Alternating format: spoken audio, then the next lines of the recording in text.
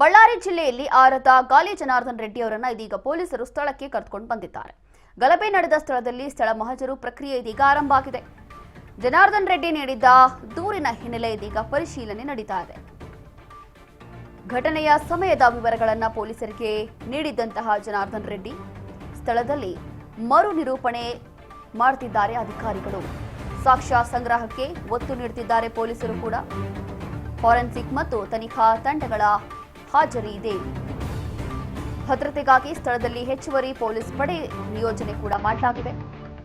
ಪ್ರಕರಣದ ತನಿಖೆ ಮುಂದಿನ ಹಂತಕ್ಕೆ ಸಾಗಿಸ್ತಾ ಇದ್ದಾರೆ ಪೊಲೀಸರು.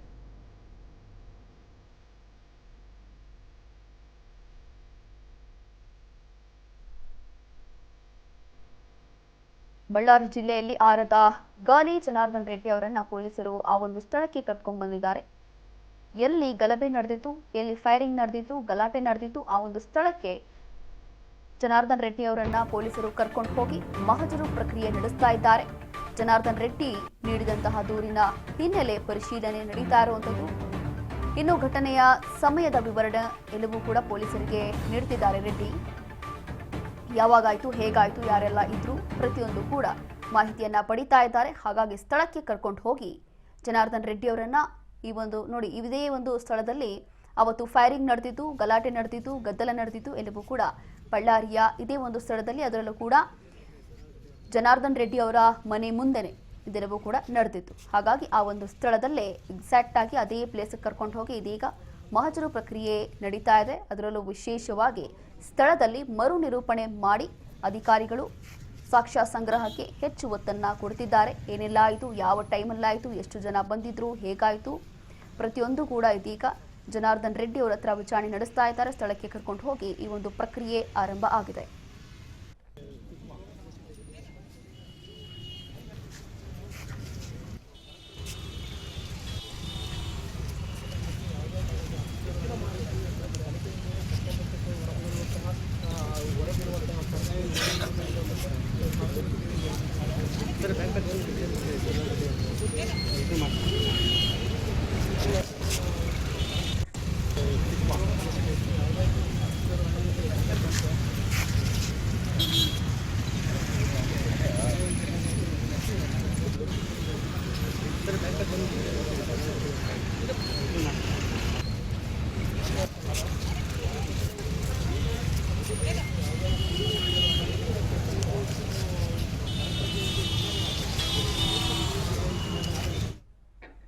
ಇದೇ ವಿಚಾರಕ್ಕೆ ಸಂಬಂಧಪಟ್ಟಂತೆ ಮತ್ತಷ್ಟು ಮಾಹಿತಿಯನ್ನ ಕೊಡ್ತಾರೆ ನಮ್ಮ ಪ್ರತಿನಿಧಿ ನಾಗರಾಜ್.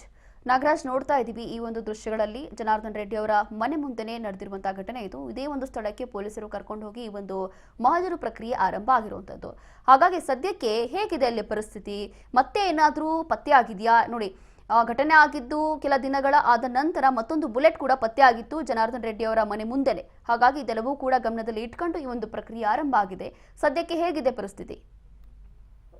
ರೋಶನಿ, ಇದೀಗ ಏನಂದ್ರೆ ಗಾಲಿ ಜನಾರ್ದನ್ ರೆಡ್ಡಿ ಅವರು ಈ ಕಾಂಗ್ರೆಸ್ ಕಾರ್ಯಕರ್ತರು ಸೇರಿದಂತೆ ಶಾಸಕ ನಾರಾ ಭರತ್ ರೆಡ್ಡಿ ಮತ್ತು ಅವರ ಹಿಂಬಾಲಕರ ಮೇಲೆ ಏನು ಒಂದು ದೂರುಗಳನ್ನ ದಾಖಲು ಮಾಡಿದ್ರು. ಆ ಒಂದು ದಾಖಲು ಆದಂತ ದೂರಿನ ಹಿನ್ನೆಲೆಯಲ್ಲಿ ಇವತ್ತು ಬೃಹಸ್ಪೇಟೆ ಪೊಲೀಸರು ಇವತ್ತು ಅಹಂಭಾವಿಯ ಜನಾರ್ದನ್ ರೆಡ್ಡಿ ಅವರ ನಿವಾಸಕ್ಕೆ ಇವತ್ತು ಭೇಟಿ ನೀಡಿದ್ರು. ಗಾಲಿ ಜನಾರ್ದನ ರೆಡ್ಡಿ ಅವರನ್ನ ಖುದ್ದು ಕರೆತಂದು ಆ ಒಂದು ಸ್ಥಳ ಮಹಜರನ್ನ ಮಾಡಿದ್ರು. ಅವರು ಯಾವ ಜಾಗದಲ್ಲಿ ಗಲಾಟೆ ನಡೀತು, ಇವ್ರು ಯಾವ ಜಾಗದಲ್ಲಿ ನಿಂತಿದ್ರು, ಫ್ಲೆಕ್ಸ್ ಅನ್ನ ಎಲ್ಲಿ ಹಾಕ್ತಾ ಇದ್ರು, ಯಾವ ರೀತಿಯಾಗಿ ಗಲಾಟೆ ಆರಂಭ ಆಯ್ತು, ಮತ್ತೆ ಸತೀಶ್ ರೆಡ್ಡಿ ಹಾಗೂ ಸಂಗಡಿಗರು ಎಲ್ಲಿ ಕೂತು ಅವರು ಜನಾರ್ದನ್ ರೆಡ್ಡಿ ಅವರು ಹೇಳಿದ ಹಾಗೆ ಎಲ್ಲಿ ಕೂತು ಮದ್ಯಪಾನವನ್ನ ಮಾಡ್ತಾ ಇದ್ರು ಅನ್ನೋದ್ರ ಬಗ್ಗೆ ಕೂಲಂಕುಷವಾದಂತ ಮಾಹಿತಿಯನ್ನ ತೆಗೆದುಕೊಂಡ್ರು. ಅದಾದ ನಂತರ ಅದು ಏನು ಅವರು ನಾನು ಬಂದಾಗ ನನ್ನ ಮೇಲೆ ಫೈರಿಂಗ್ ಅನ್ನ ಮಾಡಿದ್ರು, ಗುಂಡನ್ನ ಹಾರಿಸಿದ್ರು ಅಂತಕ್ಕಂತ ಹೇಳಿಕೆಯನ್ನು ನೀಡಿದ್ರು.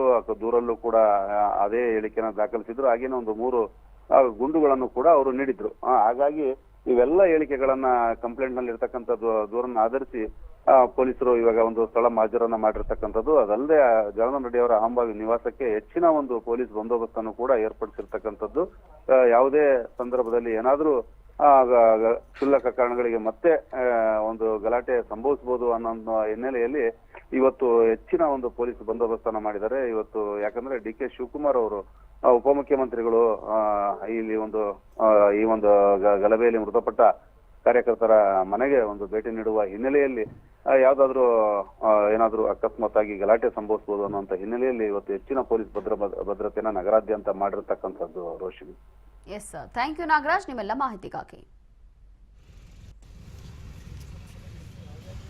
ಎಸ್ ನೋಡಿ, ಬಳ್ಳಾರಿ ಜಿಲ್ಲೆಯಲ್ಲಿ ಬ್ಯಾನರ್ ಗಲಾಟೆ ನಡೆದಿತ್ತು. ಈ ಒಂದು ವಿಚಾರಕ್ಕೆ ಸಂಬಂಧಪಟ್ಟಂತೆ ಯಾವಾಗ ಈ ಒಂದು ಗಲಾಟೆ ನಡೆದಿತ್ತು, ಜನಾರ್ದನ್ ರೆಡ್ಡಿ ಅವರ ಮನೆ ಮುಂದೆನೆ ಇದೀಗ ಅದೇ ಒಂದು ಸ್ಥಳಕ್ಕೆ ಹೋಗಿ ಪೊಲೀಸರು ಮಹಜರು ಪ್ರಕ್ರಿಯೆ ನಡೆಸ್ತಾ ಇದ್ದಾರೆ.